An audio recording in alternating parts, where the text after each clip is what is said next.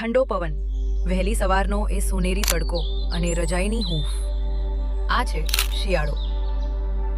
ઘણા લોકો કહે છે કે આ ઋતુમાં ઊંઘ બહુ આવે, આખો દિવસ રજાઈમાં ભરાઈ રહો એવી શિખામણ નહીં, પરંતુ આ સમય છે તમારા શરીરને અંદરથી મજબૂત બનાવવાનો.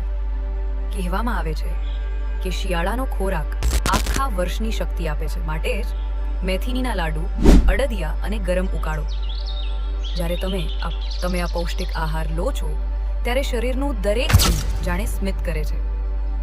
એટલું જ નહીં, વૈજ્ઞાનિકો અને જાણકારો કહે છે કે સવારનો એક ઉમળો તડકો તમારા હાડકાં, તમારી ત્વચા અને તમારા મનને નવી ઉર્જા આપે છે.